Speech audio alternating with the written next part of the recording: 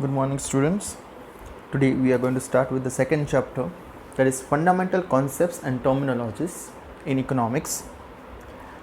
Now, this chapter is totally based on the terminologies, how to know the different values, what the goods and services, what type of goods are there, wealth and welfare, and the characteristics of different types of wealth and welfare we are going to explain in this chapter.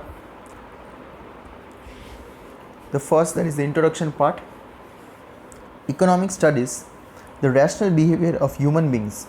In the context of rationally, activities conducted are called economic activities. That we all know, that any activity done with the motive of gaining the profit, that is known as an economic activity. And to begin the study of the economics as a science, it is necessary and helpful to get clarity about some frequently used concepts and basic terminologies of economics. This chapter provides a clear understanding of goods and services, concepts of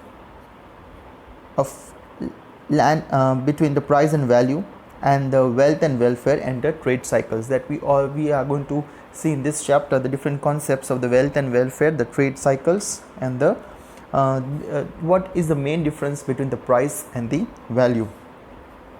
Now, what do you mean by price and value? In everyday language, we use the word price and value alternatively to denote the same meaning. For instance, we make statements like this good is expensive and this good is valuable. Now, dear students, now how can we know that if, for example, if I tell that price and the value, can we say that these both are the synonym of each other? It can be, but it is not, right? Price is a different thing, and to value, that is a different thing. We say that the value of that product is this much and the price of that product is this much. What is the difference between this both? The price is the original cost of it, right, that you are going to pay for it, and how much value do it, that is the amount of value your valuation is being done for that price, right? For example, if we take the example of a gold, valuation of gold has to be done, that how much how much carat it is. For example, if it is of 22 carats or 24 carat gold, valuation of that gold platelet is to be done on that, and then the price is decided upon that, right? So the price and value both are totally different.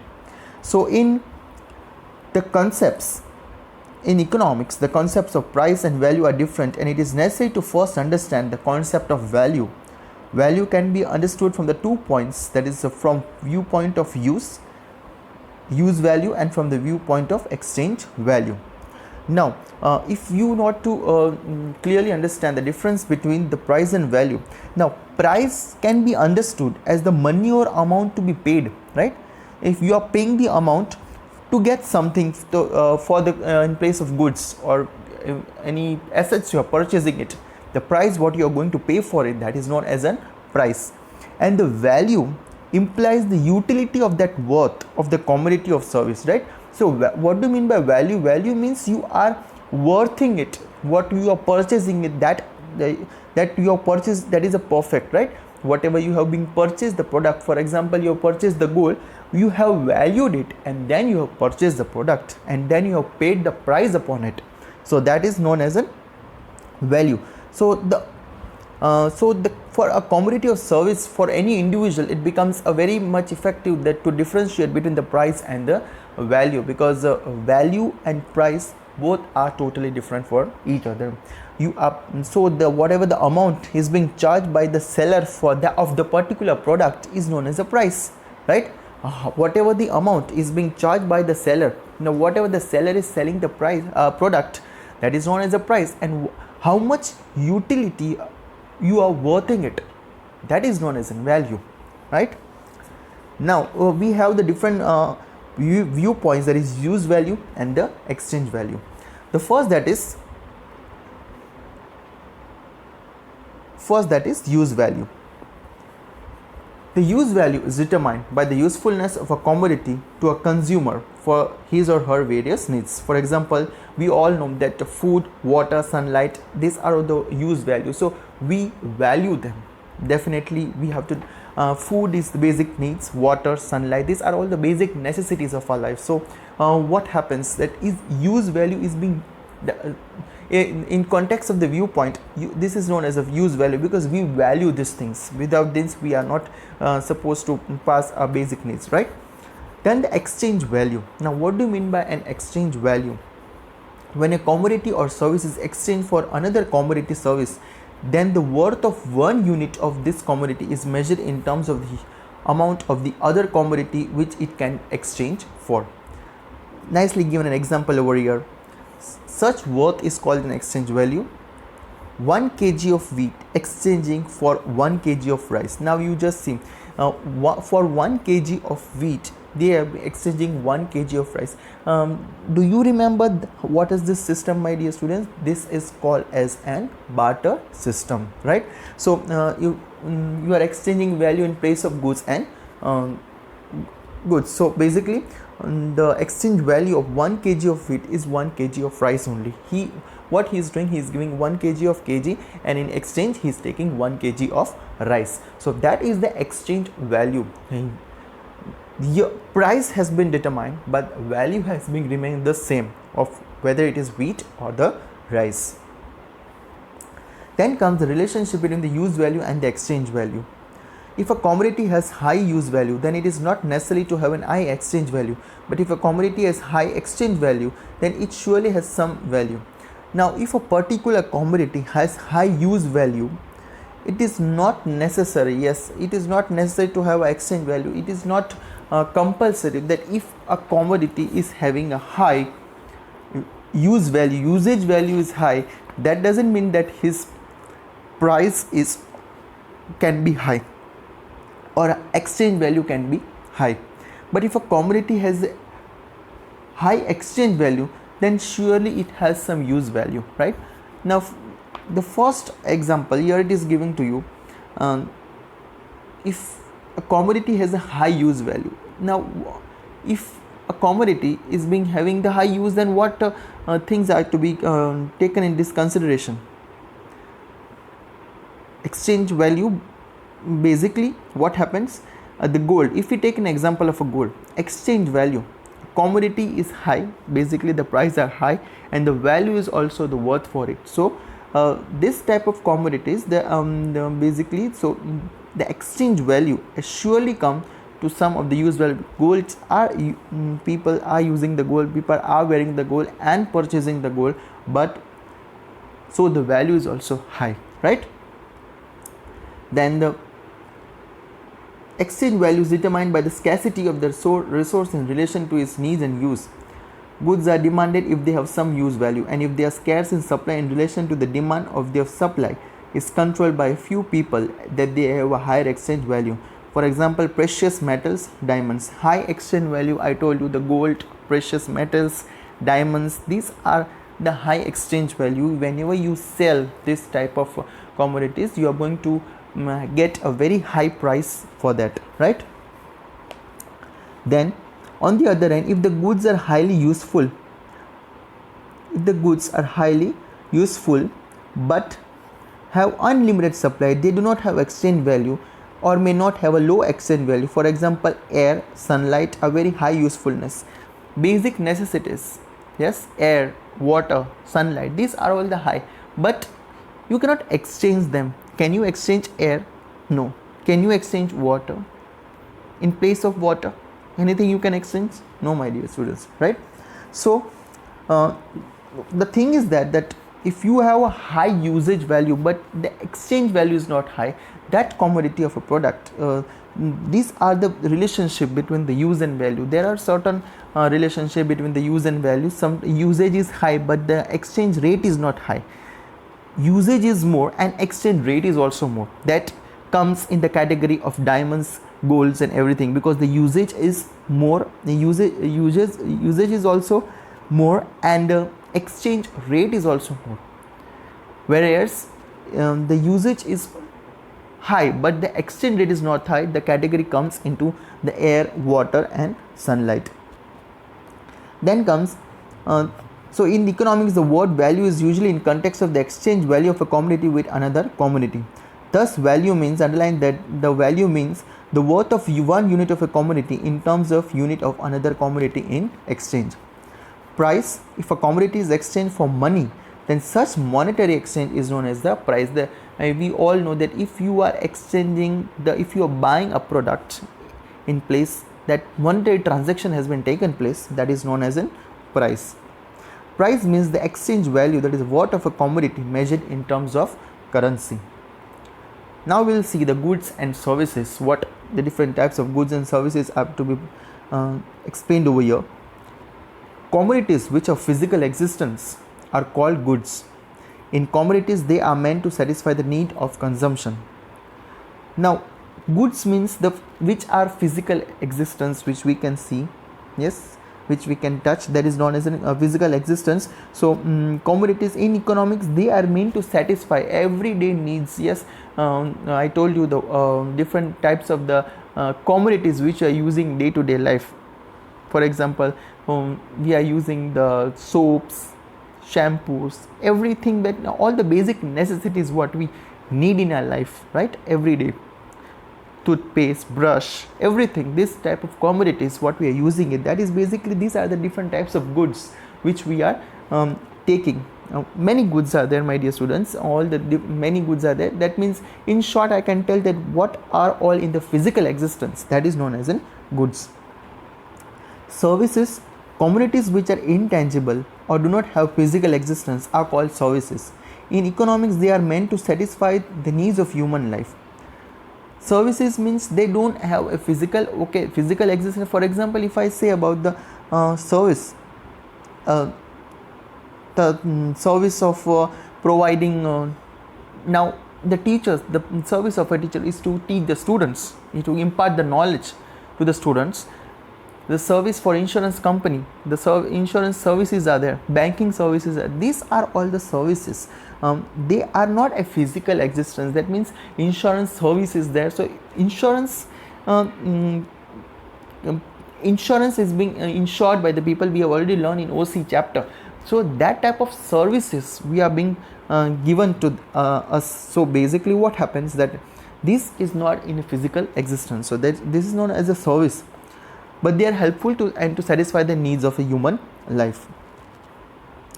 Economics studies the activity pertaining to production, consumption and distribution of goods or services.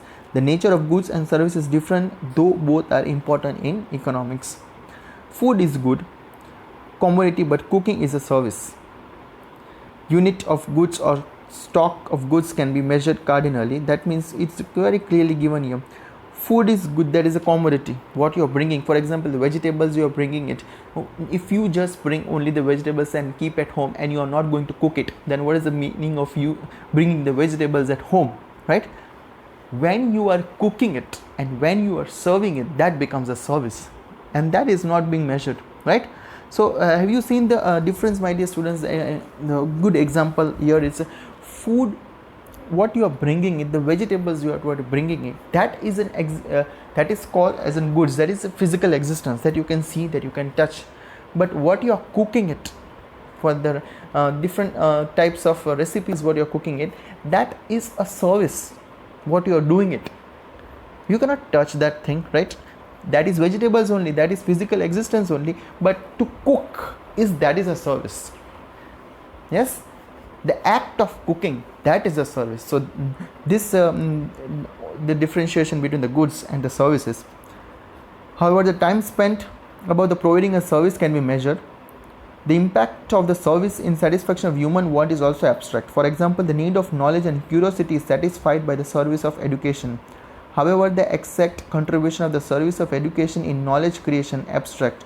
However, a book is good and it may be possible to tell amount the information about from the book. So you can get now another example of good and service. Book, that is a good, a commodity which we can see, which we can touch, and that is known as a physical existence. And from book you are reading it, you are gaining knowledge and you are imparting that knowledge to someone, that is a service. So basically the physical existence, from what you are getting it, some knowledge you are getting it, and then you are giving that knowledge or imparting that knowledge to any person or any the students, that is known as a service. Now we're going to see the types of goods. Many types of goods are there. The various types and service of goods in economics can be classified. That is the physical, tangible good and the intangible goods. Some goods have physical existence like ball, bat, television, refrigerator, stove, mobile phone and so on. This can be measured, where some goods have not physical existence, cannot be measured cardinally, and those are called services. For example, education, medical consultancy, retention of music, cooking and so on. Yes, my dear students, so physical existence we already have, I have already explained to you about the goods and services, what is the mean difference between the goods and services. So the tangible goods means which we can see and touch, which have the physical existence, that is known as a tangible goods, and that is known as a physical goods. So that we can now mobile phones are there, refrigerators are there, stove, different television sets are there, right? This we can see, that we can touch, that is known as an goods. But the services, now medical services, consultancy, insurance services, consultancy services, music, cooking, these are all the service. Retention of music means to just have a live concert of music of the people.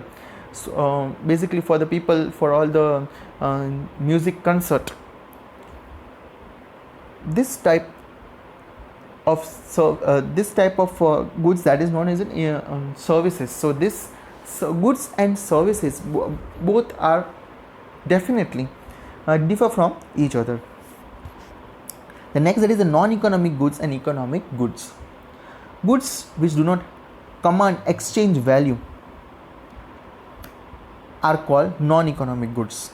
They are abundant in supply and do not go through the economic process of production and distribution, though they are consumed by people, for example sunlight, air and so on. So non-economic goods, they cannot command in exchange of value. For example, if I told you that sunlight, air, can you talk with air? Can you talk with sunlight? No. And you do not have that exchange value also. You cannot exchange air in place of any other thing. You cannot exchange sunlight in place of any other thing. Yes, right?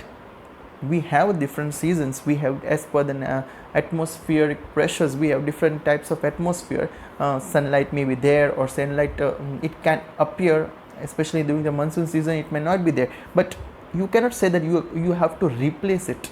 That is not the thing. So that is considered as a non-economic goods. So these things which do not have an exchange value, that is known as a non-economic goods. Whereas the economic goods, goods which command an exchange value in the market, are called the economic goods. They command an exchange value as they are scarce in supply in relation to the demand, and the supply can be under control. So when you exchange the values, that type of the goods which you are buying it, that can be under control. Now very good example over here, my dear students, take an example of a gold only. Nowadays the gold prices are going high. It was already high, up to 75,000 in the previous days. Now it has come down a little bit to 52,000 or 53,000. That means the amount which you are buying it and selling, you are selling, if you have bought at a very low price and then you are selling when the price is very much high, you are having a lot of difference. That means you are exchanging that value of product. And what type of exchange has been done? You are exchanging the gold and you are getting the money back, right? You are the monetary transaction has been taken place over here. So that is known as an economic transaction, where profit is the motive, where economic transactions, the cash transaction has been taken place over here. That is known as an economic transaction. And all that is for this transaction, such type of commodities which are to be applied, especially when they are in need of demand or the supply, that is known as an economic goods. Now we will see what goods are of different types, my dear students. Durable goods and perishable goods. Goods which come to the market can be durable or perishable. Durable goods can be used for a long period of time and repeatedly. For example, the shoes, clothes, television and refrigerator. Now these are the things, shoes, clothes, we are not supposed to buy every day, or neither within a period of 3 days. Yes, people are there of buying, those who are very much liking towards us different types of clothes and shoes, they are buying, but I don't feel that people are there who are buying within the span of 3 days, right? Now this shoes, clothes, television, we have to buy it once if you need it, and then this type of goods are going to be at our place for a many period of years also, right? It can be 5 years, 7 years, 8 years, 10 years, then we can buy it new again if some things does not pertain properly. But the perishable goods cannot last for a long time and are consumable. That is, for example, milk, fruits and so on. Fruits are there, milk are there, that means we can have it, right? This curd, these things are perishable, you cannot have it for a long period of time. Fruits are there, and if you do not intake that fruits within a period of 2 days or 3 days, it might become so much raw and it will not be able for us to eat that raw fruit again, right? So take an example of a apple or a banana. Now that fruit is there, if you don't eat within a period of 3 to 4 days, it may become too much raw for it, and then we have to throw it only. We will not eat because we will not like that fruit to eat. So that are known as the perishable goods, whereas the durable goods, the refrigerators are there, AC are there, shoes, clothes, watch, television, these are all called the durable goods. Now the private goods and the public goods. Goods are classified as private and the public goods based on the ownership and nature. Underline this thing, private goods are goods which can be possessed and owned by private individual. He or she takes all decisions regarding these goods. That means certain private goods are there which is an individual, the owner himself is taking the decision of his goods. Yes, these goods possess the characteristics of excludability and competitiveness. That means excludability means once a good is owned and being used by one individual, another individual cannot possess and use it at the same time. That means excludability means if that good is owned by only one individual, you cannot use that same good for any other individual. That person is not supposed to use that same good for himself. Now individuals have to compete for the ownership of this. For example, a packet of biscuit purchased by one child in the market which has competition among the buyers comes under the ownership of this child, and another child is excluded from having the same packet of the biscuit. The individual who pays the price gets the good and others cannot have the same unit. For example, one who does not pay the price for the mobile phone do not get it. Very easily explained over here, my dear students, that now if one packet of biscuit is there now and the two children are there, now among the two children one is paying the price for that biscuit, definitely the shopkeeper is definitely going to give that biscuit to that child only, those who had paid the money. The another child won't be able to get that packet of biscuit because he has not paid the money, he has not done the monetary transactions. So what happens in this case? That child which has not paid the price of the biscuit is being excluded, and that is known as excludability. Yes, so that is being excluded, and so they don't have to pay the price for it, and at the same point of time he will not be entitled to have the he will not be entitled to have the biscuit packet, right? So that is known as an excludability. And the same thing, if the mobile phone is there, if you are not paying the price for that mobile phone, you won't be able to purchase it, right? So that is known, that is also the individual have to think of himself what he has to buy for it. Yes, if I want to buy a particular product, if I have the money, I will buy it and I will owe it. The shopkeeper is going to sell it to me. That is known as an economic transaction, right? And that we are going to buy it. On the contrary, public goods can be used by many individuals at the same time. They possess the characteristics of joint demand and collective consumption. Such goods are jointly demanded by many people. If one individual uses it, another cannot be excluded from its use, and in this way they are collectively consumed. Hence these are called as in public goods. They are provided by the government for all some people for pay it for together. For example, a public garden or a garden for a housing society. Now public goods, now that is basically the goods which have been used by everyone. Yes, the government authorities have been given the initiative for the people, for the people who are living. Now you're easily given to you in the example that public garden or a housing society. Now public gardens are there, nobody can tell that this is my garden. That is a authorized garden by the government, so everybody can use it, everybody can come, can sit, can play, right, in that garden. Yes, if you own your garden in your own house, then that is not called is called as in public garden, then it is your garden. You can do it anything in your garden, whatever you want to do it, whether you want to pluck the flowers, whether you want to have the different playing over there. Nobody is going to tell you anything, right? Because that is your house, that is your garden, that is an individual thing, so that it becomes a private good. Whereas in the public places, the public goods, the public gardens are there, so housing societies are there, certain norms, rules and regulations are being framed. You have to follow it, and you cannot say that this is my garden, right? That is for all the public. So everybody are entitled for playing over there, for sitting, for doing such different types of exercises also there. The public gardens, and people are going there, so no, you cannot tell anyone to shift from one place to the another. Then comes the consumer goods and the producer's goods. Goods can satisfy human wants directly or indirectly. When a consumer consumes a good and this good is capable of satisfying a particular want directly, then it is called a consumer good. These goods have passed the final stage of production. For example, cooked food, they satisfy human wants directly. Now goods which are satisfying, whatever goods which we are satisfying it, that is known as consumer good.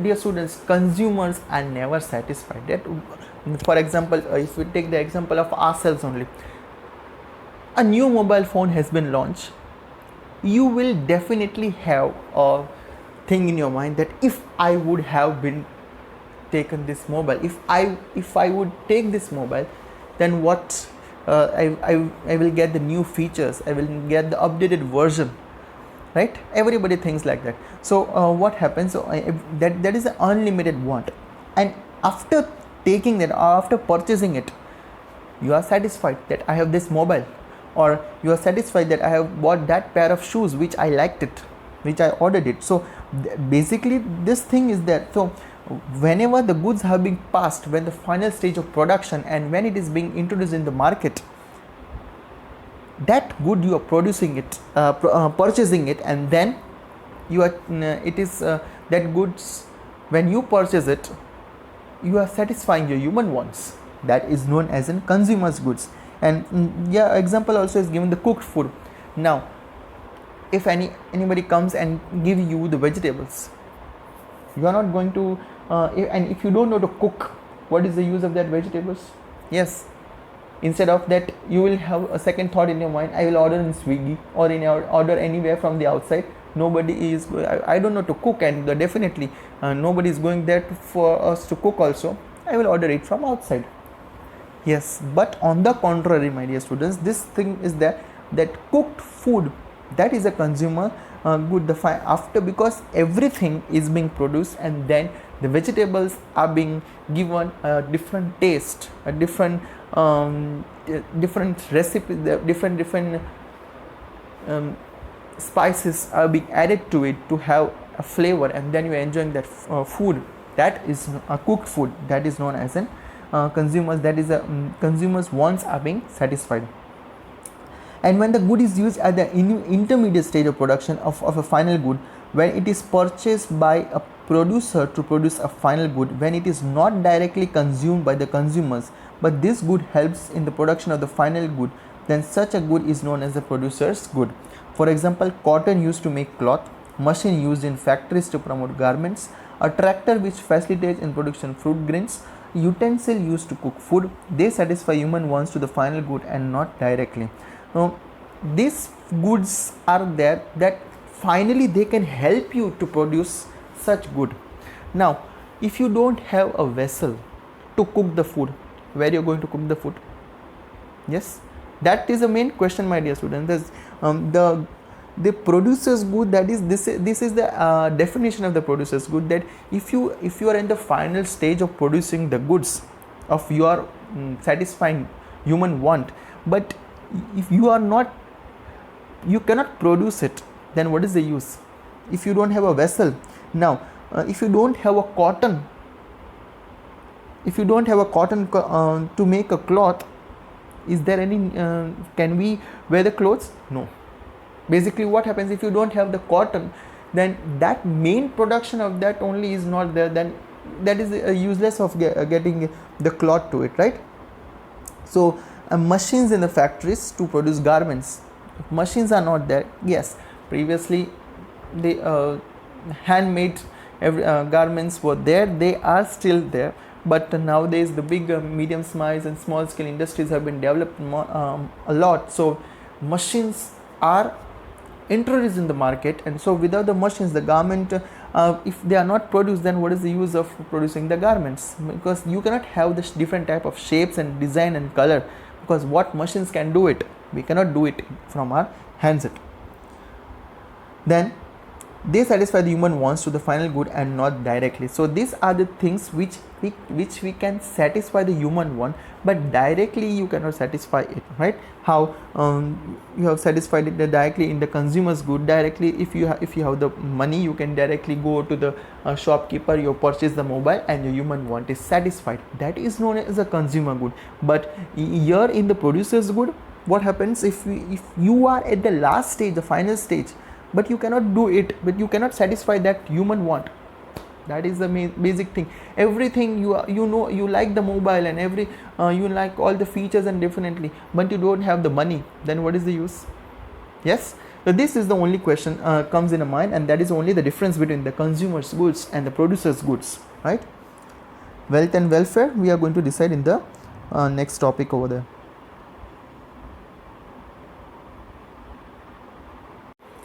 Yes, so dear students, we have already learned about the consumers and the producers' goods. Now we are going to see about the wealth and the welfare. The concept of wealth and welfare frequently appear in economic decisions and are very important in economics, and hence we must clearly understood at this stage. Meaning and characteristics of wealth. Since the time when Adam Smith gave the definition of economics in the context of wealth, the subject of wealth became extremely important in economics. The wealth is a subject wealth and welfare. These both are very much important in our day-to-day life and are complementary to each other. Since the time when Adam Smith, now this is the clearly definition given to you over here. Since the time of Adam Smith gave the definition of economics in the context, something which is useful, scarce, capable of getting exchanged, can be owed by somebody. The following characteristics can be derived from it. Now, wealth and welfare. You may have seen different types of welfare activities, but welfare activities are being done only when you have the wealth, right? Now if you tell it about it is clearly understanding from the Alfred Marshall's idea that it is something which is very much useful. Wealth, we all know, we can say that the valuable possessions or money, right? What is our wealth? Basically now in this period, the main basic wealth is our health, right? Because everybody is the whole world is suffering from the coronavirus pandemic, and so the main motive of our wealth is our health now. So if health is good, so that is a wise saying that health is wealth. If we have good health, definitely we can consume more wealth. But here in terms of economics, it possesses the characteristics of usefulness. So the first characteristics, that is the wealth. How what are the different characteristics that you can consume in the wealth? That is first of all, what the characters, they possess the characteristics of usefulness. How much useful you are, how much you are using it, right? It must be useful in satisfying the human needs, wants or needs. Therefore, goods which are useful in satisfying needs of human beings are wealth. For example, the house, vehicles, precious jewelry, etc. The house, your valuable things, precious jewelries, these are called as an wealth.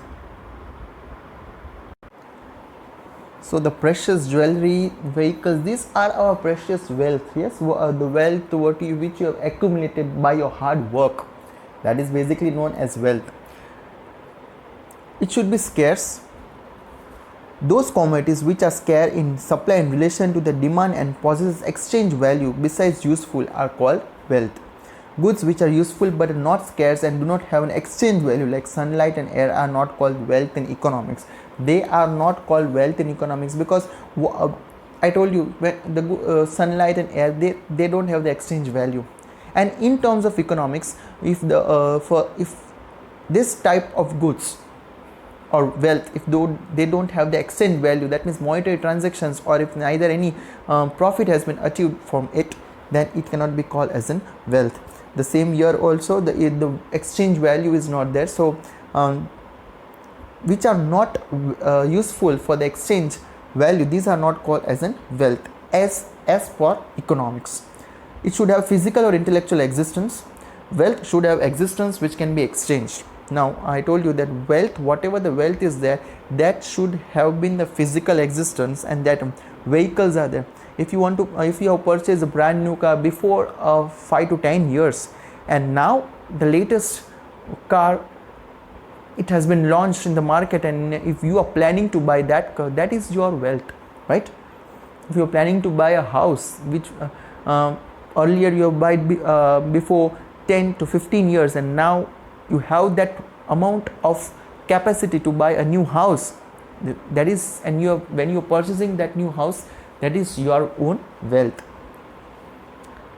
The ability to understand the aptitudes of human beings, their physical abilities, are the innate abilities and assets of human beings and are usually not exchanged. In today's world, however, the intellectual abilities of human beings, like the ability to create new ideas, are exchanged for money in the market, and hence the intellectual ability to create novel ideas and goods is called wealth. Your own creation, your own ability, your own knowledge, your own capacity, right, to create your own wealth, that is your wealth. Whatever the abilities, whatever your skills, whatever your knowledge will be helpful in creation of your own wealth, right? So basically it should have the physical existence, and apart from that, the intellectual existence you should have in yourself to create your own wealth. Yes, the ability of the scientist to think is a quality and not wealth. Scientist thinking power is too much more, and so it is not his wealth, but it is his creation. Yes, he has been gifted by the God that to think so much, is having a lot of intellectual power, that he has become a scientist, that he's become a researcher, and from that he is gaining his wealth. But the novel idea created by the scientist is wealth. Scientist is a person, he is gaining the wealth. How? By his performance of research, by his different types of the research programs which he have conducted it, and any new invention which he have done over it. From that invention and from that research, he has gained the amount of money, and that is known as a wealth. Now, wealth constitutes goods which are capable of exchange. Wealth is an economic concept and therefore must be capable of getting exchange. Wealth is meant to satisfy the present as well as future consumption and other needs, and therefore must be capable of exchange. A house purchased today satisfies the present need of housing and can be sold in future to buy other goods. Precious metals, land also possess these characteristics. I told you, whenever you are possessing the house, and if of many years before you purchased, and now if you want to sell it, that selling of the house, that is your own wealth. Whatever the amount you are receiving by selling the house, that is your own wealth. Or whatever you are purchasing your brand new house, that is your own wealth. So basically, the wealth which has been created by your hard work, by your intellectual skills, that is whatever accumulation of the wealth by means of purchasing assets, that is a land, building, or precious metals or vehicles, that is considered to be as an wealth. Food grains. Now, durability. Wealth must possess the durability. Durable goods can be used for future exchange and for satisfying the future needs, and therefore become wealth. The goods which perish after a single use cannot be used for future transactions and are therefore not wealth. For example, land, house, precious jewelry are durable goods that I told you, the durable goods which we can see and touch, and that is durable. And perishable goods are there which we can that is not lasting for a long period of time. So basically, this can be considered along with their other characteristics. Shares are also wealth. Now, the business people who are the shareholders, and those who are many people are investing in the shares. Now, share is also one type of wealth, because the market prices of the shares may be high or upside down. It may be in the period of the boom or the recession period, it can be down also. But at some period of time, when the very high peak time is high of the shares, and when they sell the shares, they gain a lot of amount of wealth, they gain a lot of amount of money. So that amount of money is being transferred to the demat account, that is a dematerialization account, basically that we are going to see further over it in 12th standard. So this type the shares, that is also our wealth. Food grains which are produced by a farmer are not wealth if they perish in a very short time. Likewise, labor of a laborer is also not called wealth. Labor of a laborer, right? Now, whatever the laborer is doing the labor, he transferred the bricks from one place to the another person for the construction of a building, that is considered as a wealth. That is not a wealth. However, if food grains can be stored in the cold storage for a long time and the market value increases in future, then those become wealth. Now, the food grains, here in the first line it is clearly given, food grains which are produced by a farmer are not wealth if they perish in a very short period of time. The food grains which the farmers are producing it, but if they perish in a very short period of time, that is not useful for a long period of time, then that is not considered as in wealth. Now, if the same food grains if you are storing it in the cold storage or any other means or any other source, and their market value increases, and then you are selling it, then that thing is called as an wealth. Hence, the new technology can redefine wealth. Now we are going to see about the types of wealth. Wealth can be classified as individual wealth and the social wealth, national wealth and international wealth. Individual wealth and social wealth. Wealth under the ownership of an individual and meant for private consumption is called individual wealth. For example, a house. Wealth under the ownership of society and meant for collective consumption is called the society wealth. For example, dam. Individual wealth, my house, my own house, that is called as an individual wealth. Societal wealth, that is we can say about the dams, public gardens, these are the societal wealth. So basically these are the different two types of wealth. The museums, that because from the museums the tickets are being the incomes are being generated by way of buying the tickets, so that is called as an wealth. National wealth and international wealth. Wealth belonging to a nation and possessed for treasure by a nation is called the national wealth. It helps to generate exchange value directly or indirectly for the nation. For example, the rivers, mountains, literature and scriptures. Rivers, mountains are there. These are all the national wealth which we can just see, which we are getting it. That is a natural wealth, right? Which we are getting it from the nature. So that is definitely called as a national wealth, and wealth belonging to the earth and treasured by the nations, which is possible to develop for benefit of all, is called the international wealth. For example, oceans are useful in many ways. Oceans, so basically that is called as an international wealth. It is being useful for each and every purpose and for everyone. So oceans are useful for so that is considered in the category of the international wealth. Welfare means enhancement of life, situation, standard of living, and over a statement of improvement. The concept of welfare is used by all the philosophies from spiritual sciences to economics. So welfare is an enhancement of life situation, the standard of living increases, and the way of the state of improvement increases. The concept is very much from the philosophies and spiritual sciences to economics. All human activities and non-economic activities are ultimately done with the purpose of improving of life. Welfare can be used quantitatively in the context of growth and qualitatively in the context of the development. In economics, subject of welfare can be studied as the individual welfare and the collective welfare. Now you underline the basically this part, that when an individual seeks to make efforts to improve his or her standard of living or the well-being, is known as an individual welfare. Now for example, if I'm a person and if I want to improve my standard of living, what will I do? I will do hard work. I will gain more and more different type. I will read books, because if I want to become something in life, I will day and night I will study. I will research on that particular thing, and then I will achieve my goal in my life to improve my standard of living, right?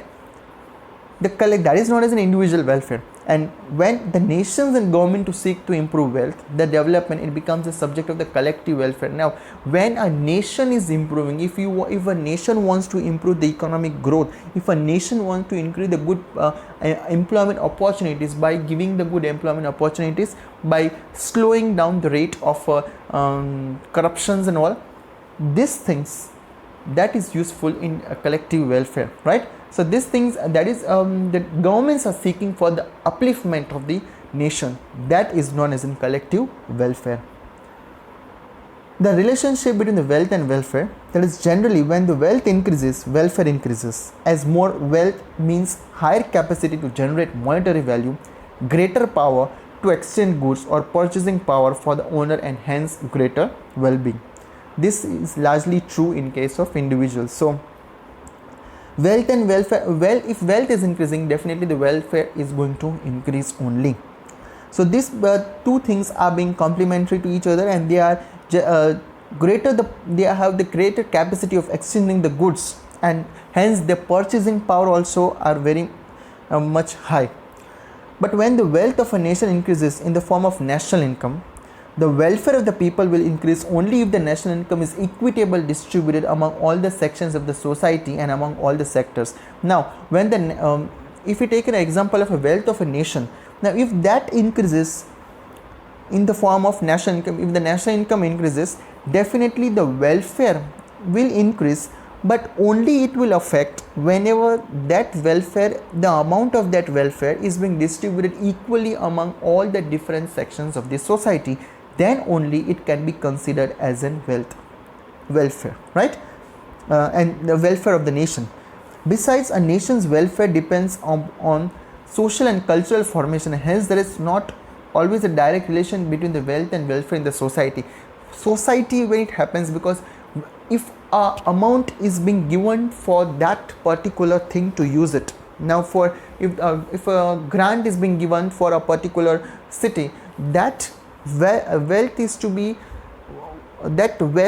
only for the upliftment of the city, for the development of the city, and that wealth is to be used for the development of city. And if it is not being used, and if that schemes, different types of schemes are not being applied to the people who are specially in need of. If that amount of wealth is not distributed equally, then it is not properly called as in wealth, or then it cannot be it given to the people, especially to the welfare of the people. So in this case, there is not a direct relationship between the wealth and welfare.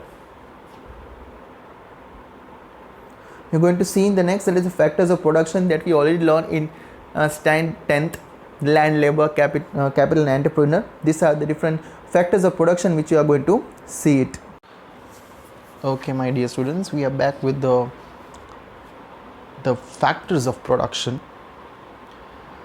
The activity of conversion of raw materials and resources into final goods which satisfy the human wants is called production. By converting the nature of resources, the utility increases. Hence, production can also be called process which increases utility of resources. So, for example, the wood is converted into chairs which are demanded by customers for satisfaction of their wants. Then the utility of wood increases, and in this process of conversion is called the production. So we all know, my dear students, that the process of conversion of raw materials into the final goods and that which satisfy the human wants are called as in production. That means if your wood is taken as an example, that wood is converted into chairs, that now from where does the wood comes from? The wood, we get it from from the forest, that is from the trees. So these are the basic raw materials that is being converted into finished goods, and then it is being given the shape, and then finally production has been taken place, and finally it belongs to different types. It has been given the different types chairs and tables, so which have been demanded by the customers, right? So you can satisfy your wants whether you to which table or which chair you want to buy it, right? So that is called the conversion. This process of conversion is called as in production. Now there are the four factors of production, which that is land, labor, capital and entrepreneur.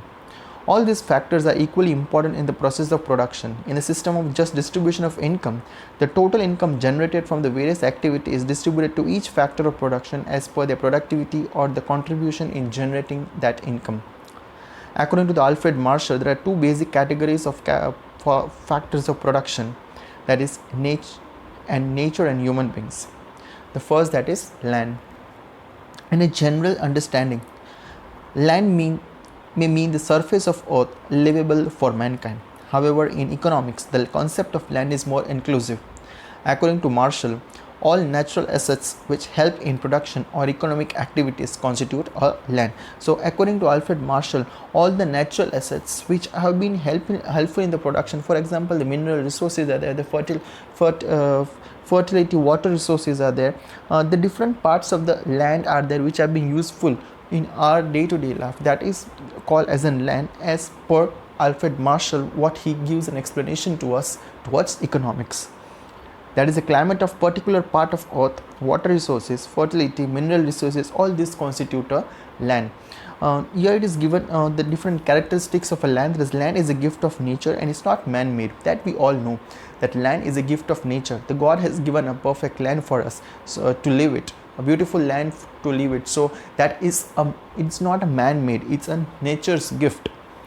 The total supply of land is fixed. The land is immobile. You cannot take land from one place to the another. That is immobile, that is in a specific place only. All types of land are different in fertility, climatic conditions and so on, and the remuneration of land as a factor of production is called the rent. Now the remuneration of land as a factor of production. Remuneration means the income which you are getting it from either of the construction or building of the land, that is called as a rent as per the economics and the definition given by the Marshall. And so the remuneration as being of land as a factor of production is called as a rent. Over here it is being given to you. Then comes the labor. Physical or intellectual work by humans in order to earn returns which is done under the supervision by some authority is called a labor. So some physical work, some physical work you're doing it. For example, if the laborers are doing a lot of physical works, they are lifting the heavy bricks, they are lifting the heavy different types of gadgets from one place to the another. So that is called as a physical work.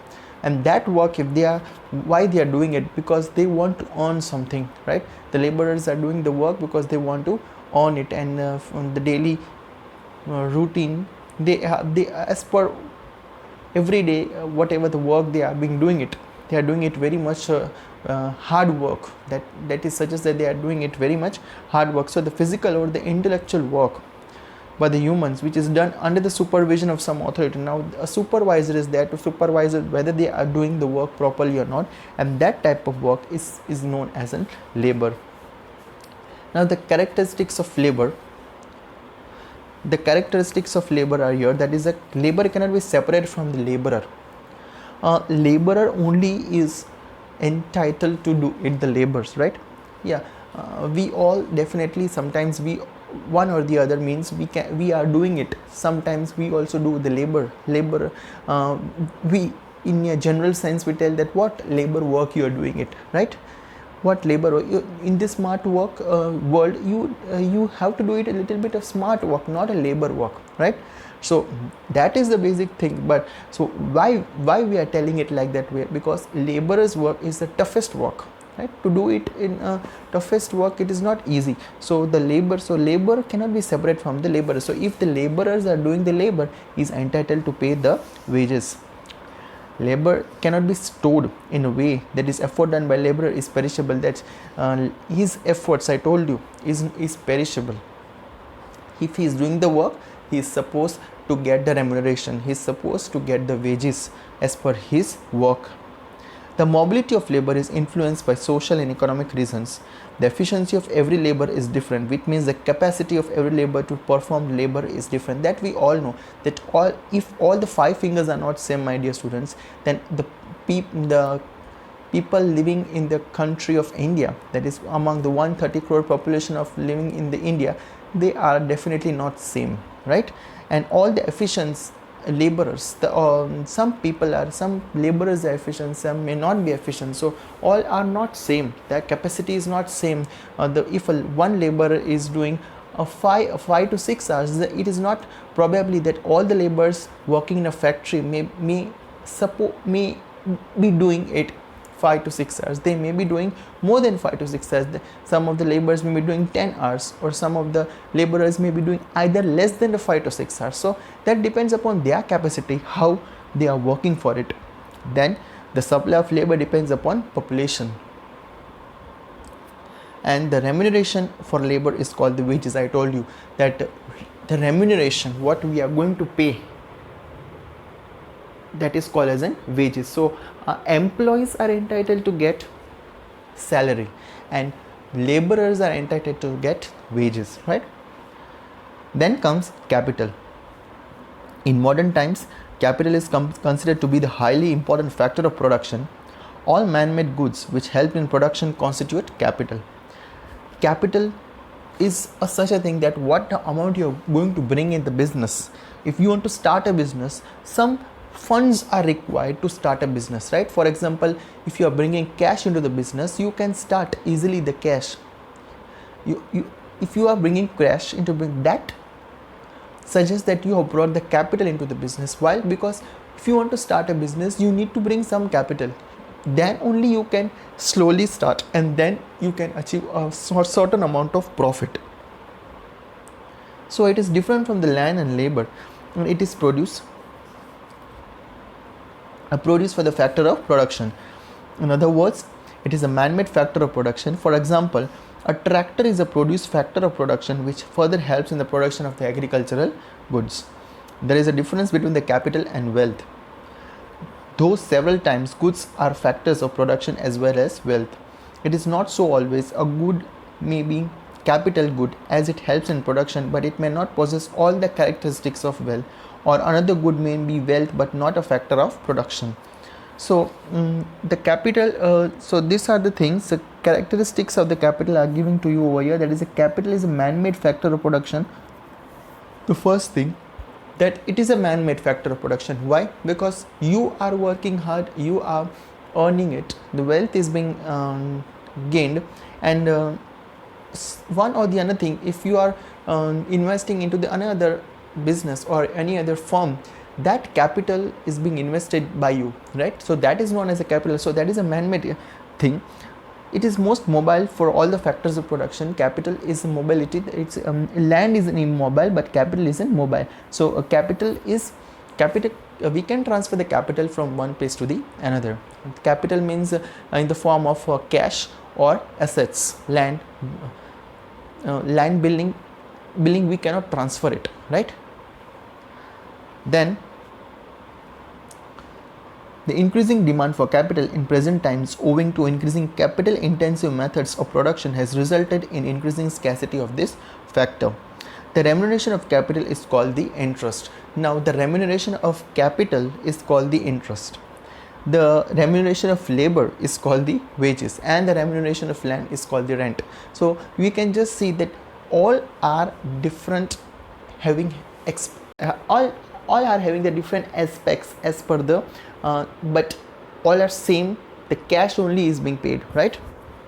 So as per the aspects, as per their explanation, everybody has given the same amount. So the remuneration of this capital is called as an interest, the amount which we get it from investing, that you are getting the interest, right? Now if you are investing into the fixed deposit into the business, that is your own capital, your own fund, you are investing into the bank in the fixed deposit, you are going to get the interest on it. So that is known as an interest, the amount which is the which is the amount which is already being deposited into the bank, or you are investing into some any other purpose, you are getting additional benefits and additional fund over it, that is you are getting the interest over it, and so that is known as an capital. And the last, that is entrepreneur. Entrepreneur is a factor which brings together, coordinates all factors of production for the production process, that is for economic activity. There is a difference between the management and coordination. Now entrepreneur, how to become an entrepreneur? Entrepreneur means a person who himself brings together certain people to start a business, right? And coordinates all the factors of production, because he has to start a business, and with a business with some coordination among the people. And so there is a difference between the management and the coordination. Management of the work is done by a manager who is a salaried labor or employee of the entrepreneur. An entrepreneur is the person who set up the enterprise. And what is known as this entrepreneur, that is who is setting up the enterprise. That means we can say is the owner, right? He is setting up the enterprise, that is the owner, and he who is hiring the other persons to work in his firm, they are known as the employees. That is the employee of that entrepreneur or employee of that firm.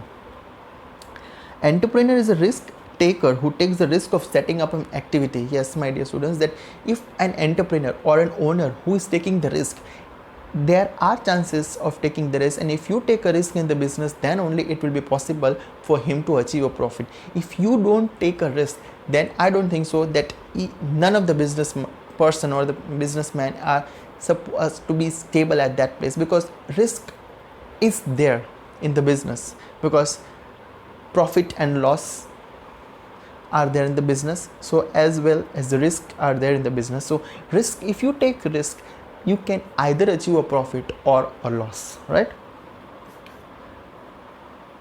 So this factor does not get the fixed return but tries to generate income by running the economic activity successfully. She may incur a loss if the activity does not function well, right? So I told you that if you want to start an enterprise, if you want to start your own business, you have to work it over it, you have to work continuously in order to get a huge amount of profit. Now if you are not working hard over it for that thing, the income will not be generated, right? And there is not a fixed income. Now in this global pandemic, many firms are being affected through it, and so they may not be able to work it efficiently. So the salaries of the employees were not supposed to be paid, they were not paying salaries, so all the employees were being taken out from the firm. They were told to leave the firm. So basically it was very much a drastic period for them, but you can just see that income, so that generation of income has already stopped. And if you stop the generation of income, definitely what happens, the activity which is performing daily or continuously, it comes to a standstill, right? It comes to a standstill, that it comes to a it is certain up to a one place, right? It will not move further. But now what happens, that if an entrepreneur is a firm determined person, and if he want to, even in this type of situations, he will work hard, and if he works hard for that successfully, he can overcome through this. And so to run the business successfully, he need a cooperation, he need a coordination among the employees, and so it can be possible. So the characteristics here of the enterprise is can be said that the factor is the decision maker of the activity. The entrepreneur is only the decision maker. The owner, he is only the decision maker, what to do and how to do it, and how to execute all the plans for the business purpose. Then this factor is known as the risk taking factor. I told you that this is a risk taking factor. Whether if you are going to take risk, you need to have to you are having a two alternatives. Either you may get profit or you may get a loss. The third, that is, it possesses the quality of coordination. In other words, entrepreneurship is a quality, and the remuneration of this factor is called the profit. I told you. Now here in this, the remuneration is called the profit. Come on, my dear student, the remuneration of land is called the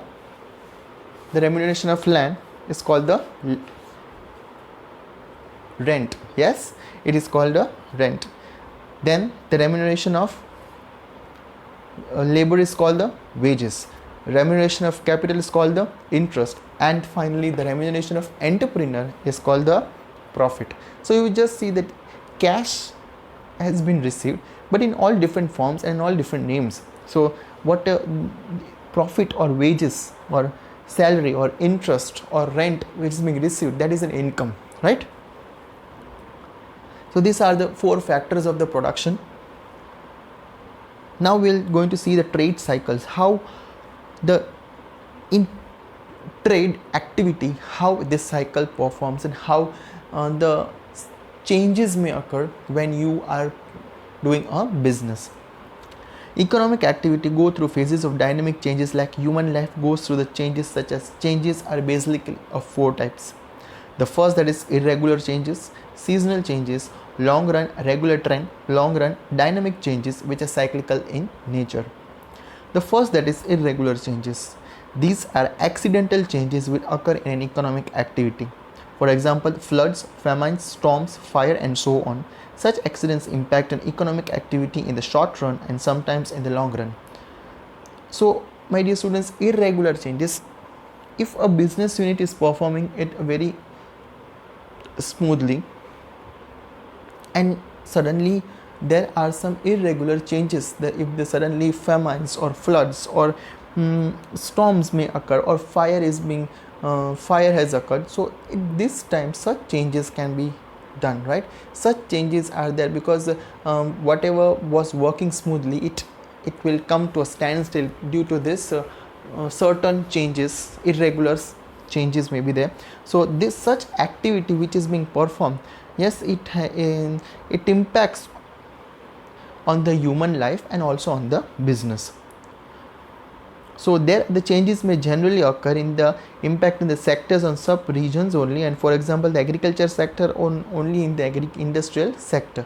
Certain regions only it will affect, because that is the main reason why if the floods and famines and the storms and fire, if they occur, it may occur even the human life, and it may destroy even especially for the business firms.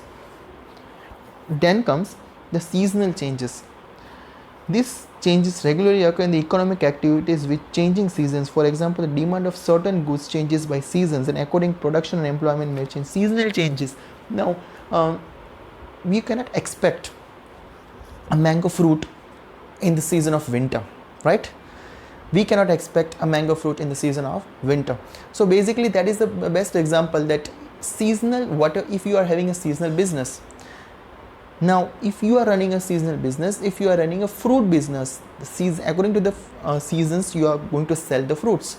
And if you sell the fruits in winter also, and especially the mangoes, nobody is going to buy, because and it will not be produced also, because that fruit is only in the month of May, March, April, May, that is in the summer, basically. So there will be some changes.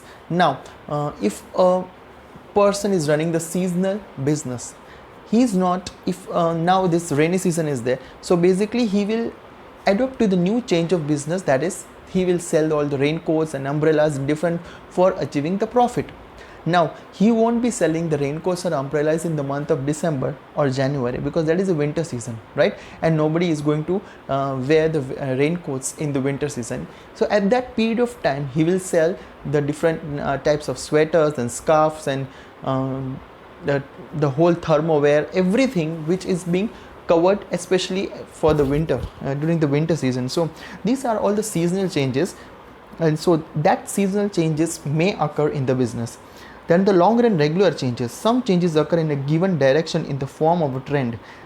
These are traditional directional changes which occur in an activity. For example, some regular sales trends.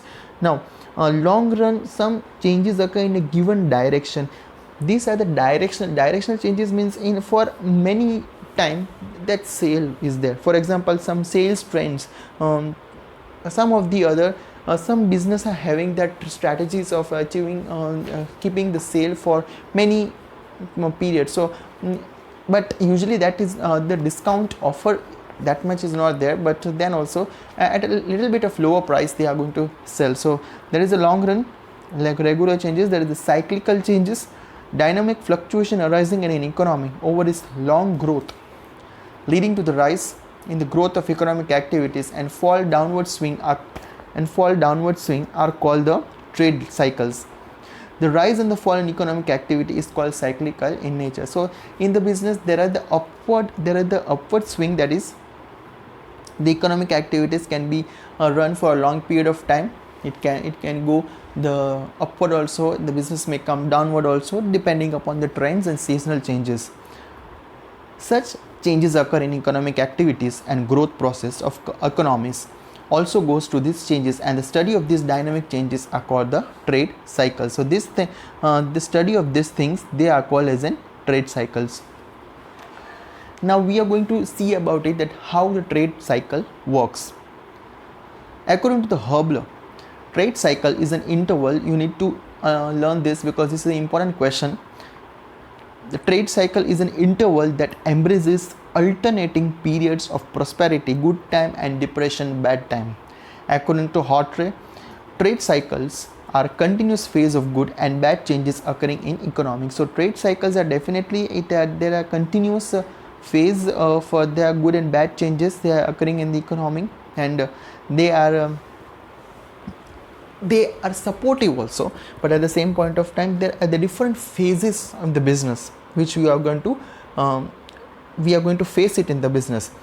Characteristics of the trade cycle: they depict the dynamic changes in economy, they depict the positive and the negative changes in the economy, they arise because of the several factors, and trade cycles have various phases and each phase does not last for a uniform period.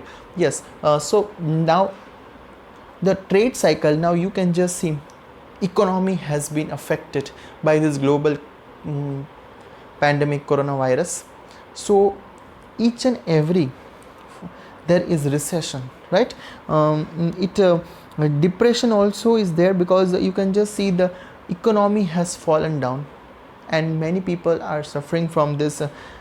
Medical services are also, they are also very much tired about this, because a proper vaccine still it has not been found. Now it has been found, and but it will take slowly it will take time to enter into India, to come to India and to supply for these vaccines.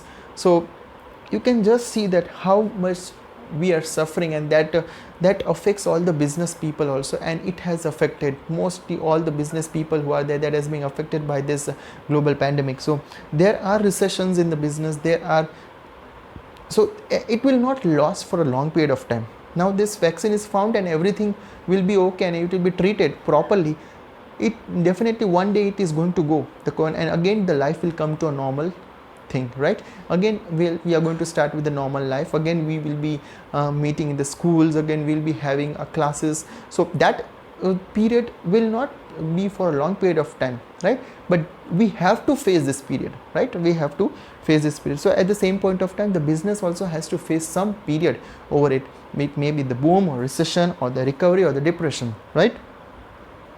The phases of the trading cycle, that is the first boom, then inflation. Boom is also known as the inflation period, that means the increasing and prices, that is and the second is the recession, depression and the recovery. We are going to see the first, that is a boom. This is a period when economic activity reaches the maximum growth level in the given time period. Demands have peaked and so incomes and profits. Thus this period is also called a peak. Now in this period, basically inflation, the price has risen up to a certain extent.